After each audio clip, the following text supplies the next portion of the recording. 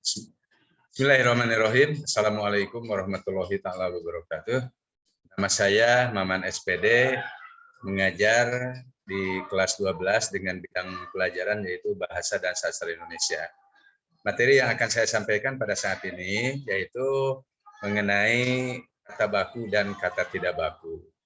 Sebelum kita memberikan contoh kata-kata baku itu seperti apa, perlu saya jelaskan dulu apa definisi kata baku dan kata tidak baku. Kata baku adalah kata-kata yang ejaan dan pelafalannya sudah sesuai dengan kaidah bahasa Indonesia yang baku yang tertuang baik dalam KBBI maupun dalam PUEB ya. KBBI itu apa? Yaitu Kamus Besar Bahasa Indonesia. Dan PUEB itu apa? Yaitu Pedoman Umum Ejaan Bahasa Indonesia. Nah, bahasa baku ini biasanya digunakan dalam situasi resmi atau dalam situasi dinas. Misalnya ketika kita berpidato, ketika kita sedang mengajar, atau kalau dalam bentuk tulisan itu biasanya pada surat resmi ataupun pada tulisan-tulisan ilmiah seperti skripsi. Nah, sebaliknya kata non baku atau kata tidak baku yaitu kata yang ejaannya maupun pelafalannya itu tidak sesuai dengan PUEB dan tidak sesuai dengan KBBI. Dan biasanya bahasa yang tidak baku itu bersumber dari bahasa daerah ataupun bersumber dari bahasa yang baku itu sendiri, hanya dalam kesehariannya, dalam pengucapannya kadang-kadang tidak sesuai dengan ketentuan. Itu definisi dari kata baku dan tidak baku. Selanjutnya, apa fungsi kata baku tersebut? Ya, atau kata-kata ataupun kosakata yang baku itu. Yang pertama sebagai pemersatu. Ya. Ini sebagaimana terungkap ketika para pemuda-pemudi Indonesia pada tanggal 28 Oktober 1928 dengan sumpahnya mengikrarkan kami putra-putri Indonesia mengaku berbahasa satu yaitu bahasa Indonesia. Yang kedua, fungsi kata baku itu memberi kekhasan. Seseorang yang mampu menggunakan kata baku dengan baik ini akan menjadikan baik secara lisan maupun secara tulisan akan menunjukkan ciri khas dari orang tersebut bahwa orang tersebut benar-benar bisa menggunakan bahasa Indonesia yang sesuai dengan aturan, yaitu bahasa yang standar atau bahasa yang baku. Yang ketiga yaitu bisa meningkatkan kewibawaan. Ya. Jadi kita merasa percaya diri karena kita mampu menggunakan bahasa Indonesia dengan baik dan dengan benar, sehingga wibawa kita itu merasa terangkat. Ya. Jadi kita sendiri yang merasa wibawa kita itu terjaga. Yang berikutnya itu fungsi dari kata baku itu sebagai kerangka acuan. Kata baku adalah sebuah kerangka acuan dan tolok ukur dalam berbahasa yang baik dan benar sesuai dengan KBBI dan PUBI sebagai acuan tertinggi dalam bahasa Indonesia. Yang selanjutnya contoh-contoh. Ya, ada beberapa contoh lah, sebetulnya sangat banyak sekali ya. Sangat banyak sekali, maaf. Sangat banyak contoh-contoh mana yang baku dan mana yang tidak baku. Yang pertama, kata azan, ya, kata azan. Orang kadang sering melafalkan dengan azan, ya, azan. Nah, yang baku adalah azan. Yang kedua, orang sering mengucapkan kata abdol, padahal yang benar adalah afdalnya. Yang berikutnya yaitu kata aktivitas. Ya, aktivitas ini dengan V bukan dengan F, ya, dengan V jadi aktivitas. Yang berikutnya ajas Pancasila. Terusnya bukan ajas tapi asas. Itu juga kata pada kata hak ajasi. Bukan hak ajasi, yang betul itu dengan hak asasi. Jadi semuanya dengan menggunakan kata huruf S, fonem S. Selanjutnya kata astronot. Yang benar itu adalah astronaut, ya, astronaut. Kata atlet juga, kata atlet. Yang benar itu bukan kata atlet, Tidak ada atletik, yang ada juga atletik. Jadi ini sebagai olahraga yang pertama ada yaitu atlet ya. Jadi yang benar itu bukan atlet tapi atlet.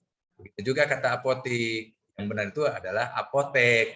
Tidak ada tenaga apoteker, yang ada tenaga apoteker. Nah, ini yang sering digunakan ya, ketika kita sedang bepergian naik apa? Naik bis. Padahal yang benar itu bukan bis, bukan bus, tapi yang benar adalah bus. Kata berpikir, bukan tidak dengan F, yang benar itu dengan P, itu berpikir. Ini orang yang terluka, orang sering mengatakan, aduh Pak ini ada cedera di lututnya. Bukan cedera, yang benar itu adalah cedera. Nah ini untuk ini ya, bahan cuciannya, deterjen, padahal yang betul adalah deterjen. Diagnosa, bukan diagnosa, yang betul adalah diagnosis, sama seperti analisa, padahal yang benar itu adalah analisis. Cuaca di Amerika, wah panas sekali, cuacanya ekstrim. Bukan ekstrim, yang benar itu adalah ekstrem. Ya, ekstrem. Begitu juga dengan kata familiar. Seharusnya familiar. Nah, masih ada contoh yang lain. Kalau kita sedang menunggu giliran, orang kalau ditanya sedang apa? Sedang antri. Padahal yang benar itu bukan antri, tapi antre. Tapi yang populer di masyarakat, di daerah, termasuk di kota-kota, ketika menunggu giliran itu orang sering mengatakan antri, padahal yang benar adalah antre. Itu juga kata kwitansi. Ya, kata kwitansi rata-rata di kwitansi itu tertulis dengan W. Padahal yang benar adalah dengan UI, jadi kwitansi. Meskipun pengucapannya itu kadang-kadang yang muncul adalah fonem W, jadi seolah-olah kwitansi. Padahal yang benar adalah kwitansi. Nah, begitu juga, ini orang suka mengatakan, kita harus jadi suri tauladan. Bukan tauladan, yang benar itu adalah teladan. Wah Pak, dia mah sering diberi nasihat Pak oleh gurunya, tapi tetap membanda. Bukan nasihat, yang betul itu adalah nasihat. Begitu juga pada kata hakikat, seharusnya itu hakikat. Nah, selanjutnya, nih, ada dalam penulisan, dan juga dalam pengucapan. Nah, yang kalau kita sedang upacara, biasanya kan pembina upacara membacakan salah satu sila dalam Pancasila. Satu, ketuhanan yang Maha Esa. Yang benar bukan Esa, bukan pula Esa, tapi adalah yang benar adalah Esa. Seperti kata betul. Jadi yang benar itu bukan kata Esa, tapi Esa. Nah, begitu juga kata ini, wah Pak, dia itu banyak idenya Pak. Bukan ide, yang benar itu adalah ide. Yang benar itu adalah ide. Nah, yang berikutnya, yang perlu saya luruskan juga, penulisan kata fotokopi. Fotokopi yang di toko-toko itu jelas salah. Masih berbau bahasa Inggris. Nah, kita sebagai orang Indonesia yang merasa memiliki bahasa Indonesia, peduli dengan bahasa Indonesia, gunakan bahasa Indonesia dengan sebaik-baiknya. Penulisan fotokopi yang benar adalah itu FOTOKOPI.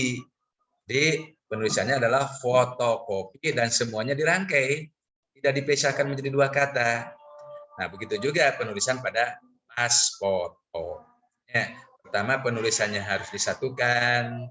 Yang kedua huruf-hurufnya atau fonem-fonemnya itu ada fonem P, fonem A, fonem S, F, O, P. Demikianlah yang bisa saya sampaikan pada kesempatan ini. Mudah-mudahan bermanfaat. Kalaupun nanti ada kehilapan atau ada kekurangan, insya Allah pada saat lain akan saya perbaiki. Demikian, terima kasih. Wassalamualaikum warahmatullahi taala wabarakatuh.